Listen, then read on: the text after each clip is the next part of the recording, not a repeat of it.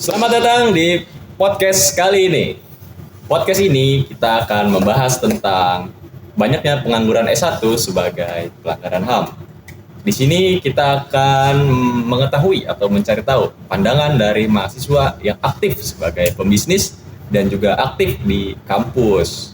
Maka dari itu kita sudah mengundang dua narasumber kita kali ini, yaitu Immanuel Damar sebagai mahasiswa yang aktif di kampus dan Ricky Aryaguna sebagai mahasiswa yang aktif membisnis. Mungkin kita perkenalan dulu kali ya. Dimulai dari Immanuel Damar, dipersilakan. Halo, perkenalkan nama saya Immanuel Damar, saya biasa dipanggil Damar. Saya mahasiswa aktif di Universitas Pradita. Saya aktif dalam mengikuti lomba-lomba dan juga acara, entah itu acara kampus atau acara himpunan. Lomba-lomba. Nah, mungkin dari Ricky Aryaguna dipersilakan untuk memperkenalkan diri. Oke, halo, perkenalkan nama saya Ricky Aryaguna, biasa dipanggil sama teman-teman Sagara. Saya sebenarnya punya sedikit beberapa bisnis sebelumnya, itu di sektor industri F&B dan juga kini sekarang lagi fokus ke video agency, lagi OTW ya, gitu ya. Mungkin boleh diceritain dulu nih tadi F&B tuh di bisnisnya ngapain gitu. Kalau dulu pernah sempat jualan kue ya, jadi jualan di sekolah waktu SMA dan juga jualan ini semacam makanan apa tuh namanya? Makanan ringan. Iya, makanan pokoknya jajanan. Gue lupa nama jajanannya apa. Keripik. Bukan. Dia lebih ke arah kayak rice ya. Ini nih mie gulung, pokoknya mie gulung digulung pakai rice paper. Dulu gue jualin di sekolah gitu. Gitu. Kalau dari video agency nih gitu. Nah, kalau video agency ini baru OTW ya, belum buat tapi lagi OTW. Jadi gua niatnya pengen bikin video agency dengan ya tarif yang nggak mahal-mahal banget dan fokusnya buat editor YouTube. Jadi gue pengen nyari nih editor yang masih berkembang, gue tarik. Habis itu kerja nih di agensi gue buat ngerjain video-video youtuber yang butuh editor gitu.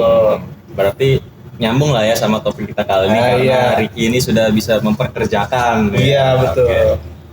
Mungkin kita ke Immanuel Damar lagi kali ya. Tadi kan beliau sudah bilang dia itu aktif di kampus, ikut kegiatan kampus. Mungkin bisa cerita sedikit?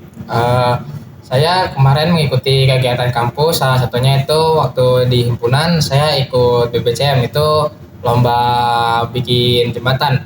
Saya di situ ikut acara itu sebagai penjual, atau saya menjual makanan, minuman, makanan ringan, makanan berat, minuman, es, itu kopi juga saya jual. Di situ saya bantu untuk mencari dana untuk Nambahin dananya. Ya. Divisi kewirausahaan ya. Ya.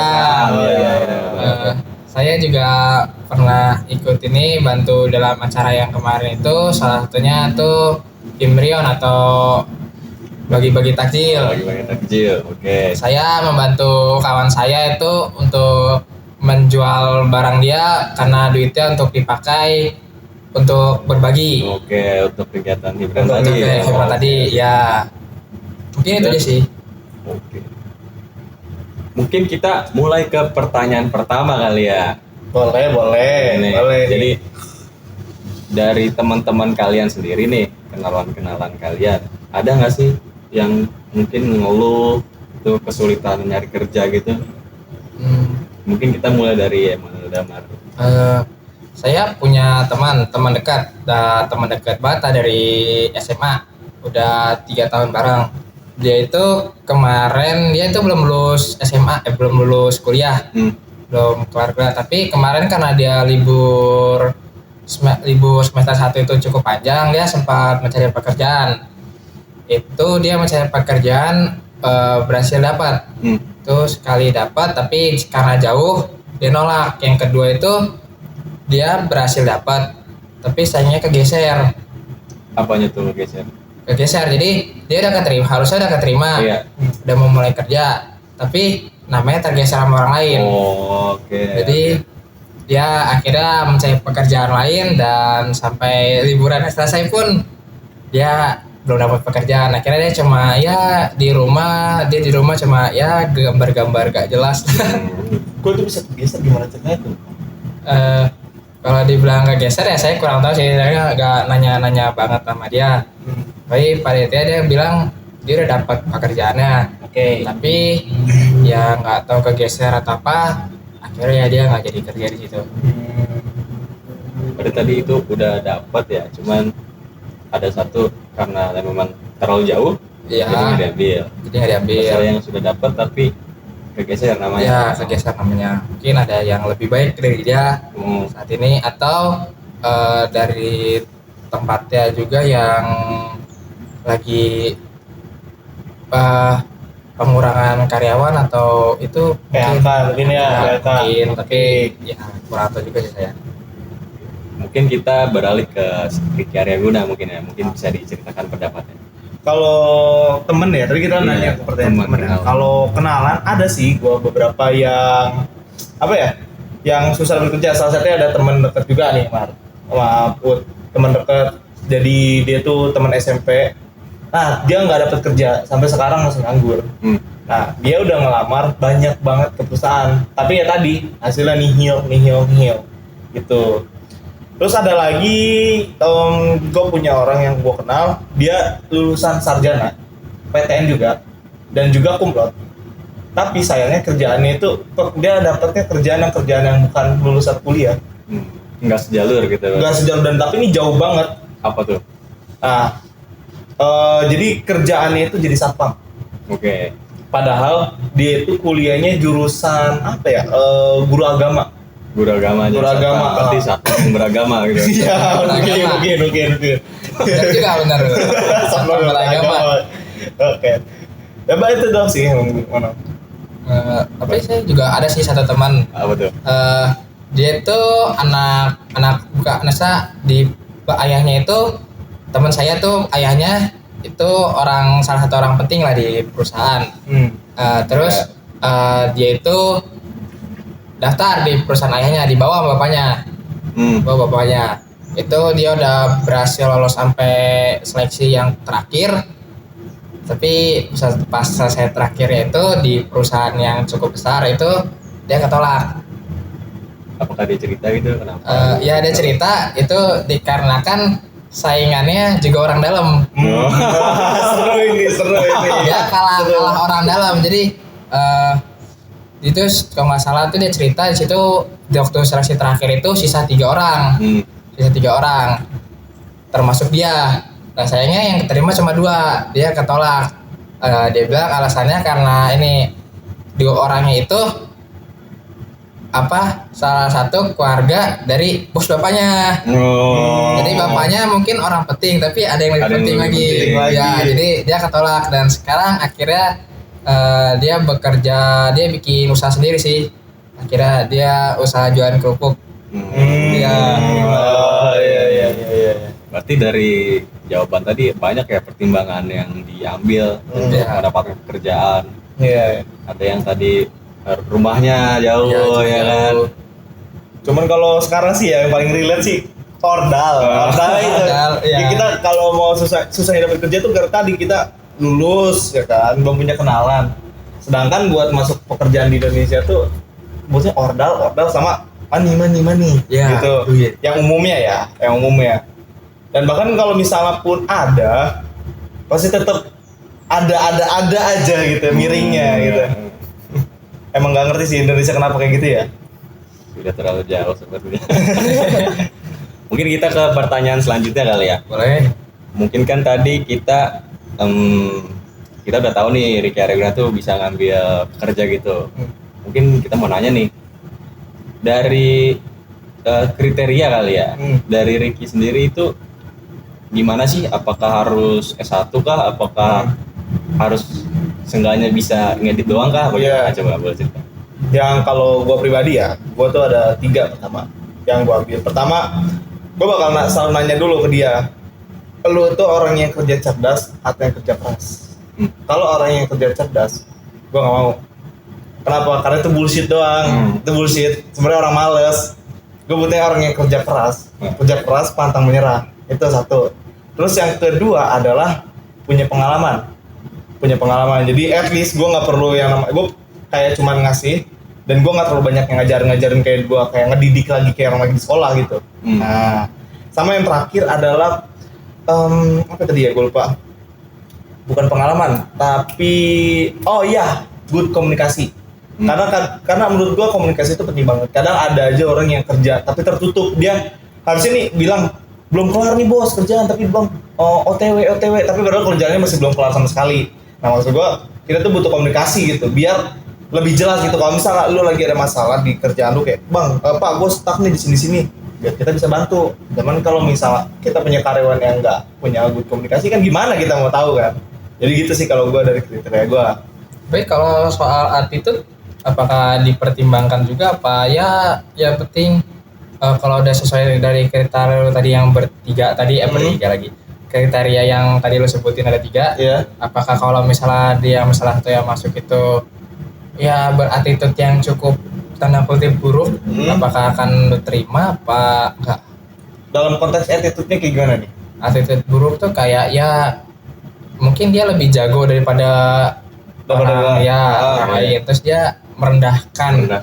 Tanda kutip merendahkan kayak lu nggak bisa ini cupu segala macam gitu. Mungkin akan lu terima kah atau enggak atau gimana?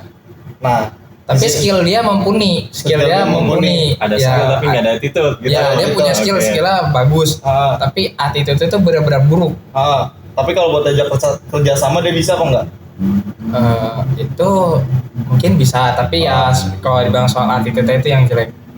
Cuman balik lagi, kalau orang nggak berattitude itu udah pasti nggak bakal bisa diajak kerja sama. Meskipun dia jago, tapi dia tuh nggak bakal bisa kerja sama. Gini, ibarat kata, misalnya nih, gue kerja kita, tapi gue songong. Lu malas gak kerja bareng lu? Nah, dari situ kan udah bakal jadi kepecah kan. Jadi nggak ada kerja sama tim kan. Nah, jadi di situ udah kelihatan kan. Kalau misalnya meskipun dia jago, tapi dia nggak bisa kerja sama tim, artinya dia nggak punya good komunikasi, ya kan? Jadi ya nggak gitu. Berarti kalau misalkan meskipun skillnya jago banget, tapi dia nggak punya good komunikasi, kita jelek, nggak bakal lo terima. Kalau dari formalitas ini apa sih? Gelar gitulah. Apakah ada kriteria tersendiri apa bebas aja gitu? Kalau gelar ya, kalau gelar gua sih nggak terlalu begitu ya. Karena kadang ada aja orang yang nggak punya gelar tapi jauh lebih jago. Kayak kita suka ngeliat ya, ini kan berhubung kita sama-sama sipil lah. Kita malah ngeliat di proyek yang nggak S1 tapi lebih paham ya kan. Oh dia tahu, oh ini sengkangnya nggak bener nih ya kan, kolomnya bentuknya gini-gini. Sedangkan kita yang mahasiswa yang harus kategorinya sarjana ya, ngelihat fix aja padahal ini nggak bener bangunannya. Jadi menarik. Menurut gue dengan kondisi pendidikan sekarang di Indonesia, gue rasa sarjana atau enggak itu nggak begitu penting. Yang penting adalah knowledge dan pengalamannya dia gitu. Tapi kalau misalnya dia cuma ya sebatas lulusan SD, SMA, SMP, tapi emang skillnya yang notabene yang benar-benar sesuai keinginan lo, tapi dia belum punya pengalaman kerja, tapi skillnya itu benar-benar yang lu cari selama ini. Nah, kalau tadi kan lu bilang pengalaman kerja, dia belum berpengalaman kerja. Gimana kita mau ngeliat dia punya skill yang bagus? Jadi nggak bisa. Kecuali misalnya dia lulusan SD, tapi dia udah punya pengalaman kerja misalnya di konstruksi itu 2 tahun dan hasilnya pun bagus. Mungkin itu bisa. Jadi maksud gue tuh gini, kayak dia itu belum punya berpengalaman, tapi dia punya hasil. Sampel gitu mungkin ya. Punya sampel. Jadi kayak kan tadi kan lu bilang nyari video editing. Mungkin dia dari klip-klip ngambil dari YouTube apa ngambil dari TikTok. Itu dia bikin editan sendiri, tapi dia nggak bagi-bagi kemana-mana. Waktu dia ngelamar ke tempat lo, dia cuma nunjukin hasilnya, tapi dia sama sekali nggak punya pengalaman, tapi punya skill yang lu mau. Gue paham. Kalau kayak gitu sih paling gue bakal gue bakal trial dulu, lihat dulu, kita lihat progresnya gimana ke 3 bulan. Apakah dia beneran jago, apa dia cuman omong doang gitu, yeping doang lah kalau gue anak sekarang ya. Yeping doang. Kalau misalnya memang bener jago ya gue bakal terus rawat terus dia gitu misalnya. Menarik. Mungkin ke pertanyaan selanjutnya kali ya. Tadi juga udah sempat disinggung sama Ricky nih. Menurut kalian berdua nih, gelar S1 itu udah jadi penjamin utama gitu nggak seseorang buat dapat kerja gitu? Kita mulai dari Damar dulu ya. Kalau dibilang S1 itu pasti dapat kerja, pasti ada aja. Tapi mungkin karena saya juga belum kerja atau apa, tapi saya udah punya banyak teman yang sering membagi saya tentang ini link-link pendaftaran pekerjaan. Itu saya lihat situ kebanyakan ya lulusan S1 tapi rata-rata itu butuh pengalaman yang kurang lebih 2-4 tahun. Itu tinggi sekian Penampilan menarik. penampilan menarik. Itu banyak yang kayak gitu. Mungkin kalau dari lulusan S1 juga kerja masih bisa tapi sedikit karena ya itu tadi kayak mungkin perkantoran sekarang itu mandang S1 ya kayak lulusan SMA mungkin atau kan ya sekarang kan pekerjaan tuh rata-rata yang dibutuhin pengalaman. Iya. Jadi kalaupun dia lulusan terbaik tapi kalau nggak ada pengalaman mungkin itu bisa diterima. Tapi diterima juga tanda kutip ya masih masa percobaan. Mungkin itu sih. Mungkin itu. Ya. Mungkin dari Ricky gimana? Kalau gue ya, menurut gue gelar gak terlalu begitu penting sih. Kenapa? Karena menurut gue malah yang lebih penting adalah apa ya? Baca buku menurut gue. Kenapa tuh? Kenapa nih? Kenapa? Karena menurut gue hal ini menarik nih. Gimana? Karena faktanya gue sering banget nih nemuin teman gue S1, gue tanya tentang lu belajar apa? Nggak tahu. Bisa. Gini mulu, geleng-geleng mulu. Jadi menurut gue lu 4 tahun itu ngapain aja, ya kan? Nah, jadi menurut gue dengan kualitas pendidikan Indonesia nih yang notabene sekarang masih kurang ya menurut gue gelar nggak terlalu penting. Kecuali lu mungkin misalnya lulusan London gitu atau Berlin, wah gue baru gini-gini deh pokoknya gini-gini deh.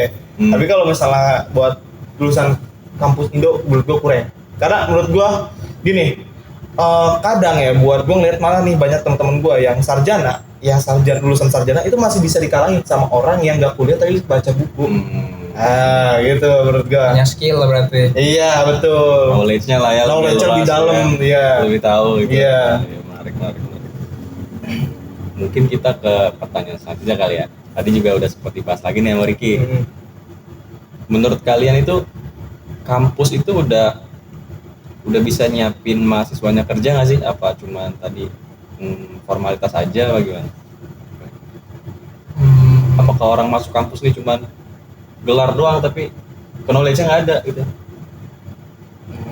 Iya.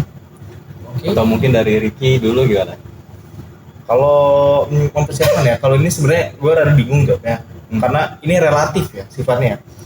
Karena tiap-tiap kampus kan punya caranya masing-masing, ya kan. Tapi menurut gue Pradita sih better.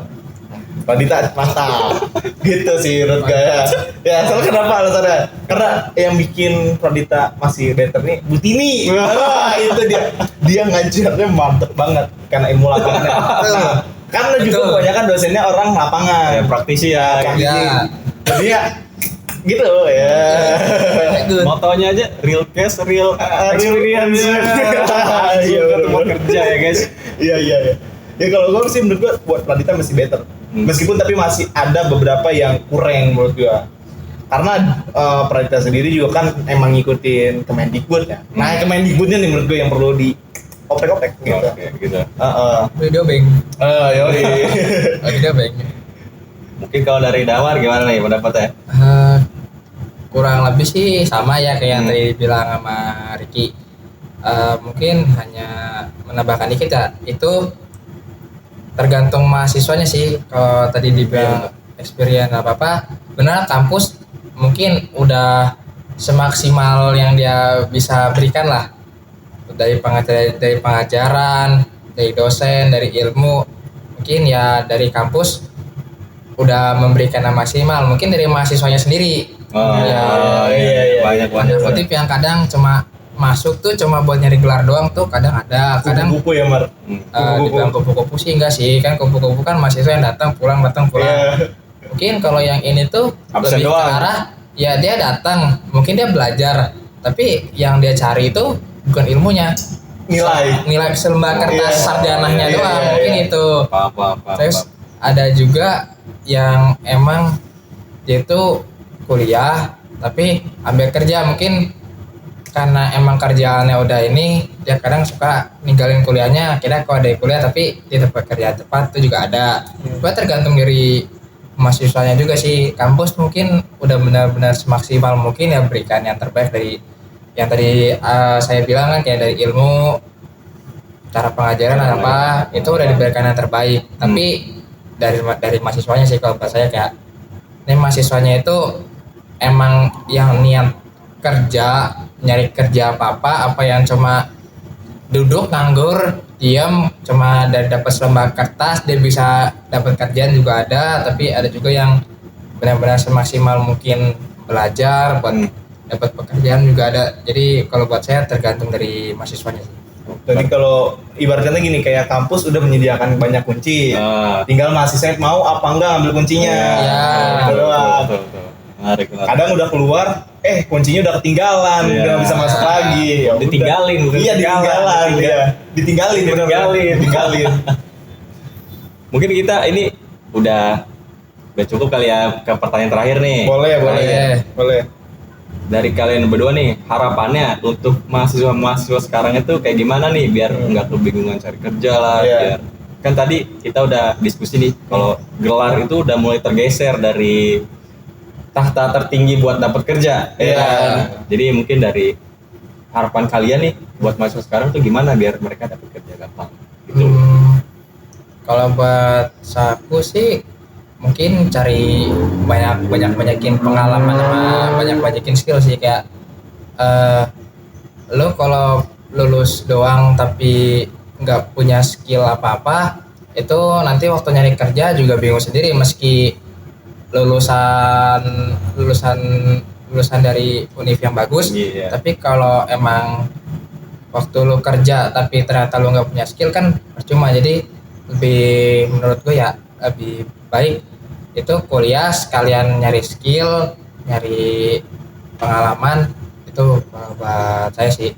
Jadi setelah lulus tuh bukan cuma sekedar lulus, tapi dia udah siap dalam ilmu, skill juga udah ada, pengalaman juga ada. Itu mungkin kalau dari saya. Kalau dari Ricky gimana? Kalau dari saya sih pertama ya benar kata Damar tadi soal pengalaman, cari banyak pengalaman. Terus kedua juga siapin mental, karena jujur nyari di dunia kerja itu bakal jauh lebih keras. Berat. Sebelum kita masuk ke dunia kerja itu di pintunya aja tuh udah keras banget, ya kan, dengan kita desek-desekan ya. Iya, desek-desekan. Tonjok-tonjokan. Tonjok-tonjokan. Jadi intinya harus siapin mental, karena kadang nih ada nih kayak gue punya teman, dia nganggur, bilang kata gue udah ngelamar gini. Pas gue tanya, "Bang, berapa lu ngelamar?" Ya elah, baru cuman 5, 10, ya kan. Dibandingin kayak gue pas dulu ngelamar video editor nih, gue jadi freelance, itu gue ada ngechat sekitar berapa ya, seminggu tuh udah sampai gue ngechatin orang 50 orang kayak buat nawarin, "Pak, mau nggak gini, Pak, mau nggak gini." Dan akhirnya alhamdulillah sekarang dapet gitu. Nah, jadi menurut gue harus siapin mental, kedua pengalaman, dan juga ketiga knowledge. Sama terakhir, cari relasi. Itu penting banget. Relasi, setuju kan Umar? Setuju. Saya lebih gini. Relasi. Mungkin itu aja kali ya dari podcast kita kali ini. Semoga yang menonton bisa mengambil pelajaran yang bisa diambil dari podcast kita kali ini. Saya host Bun sendiri. Terima kasih kepada narasumber. Terima kasih kepada penonton.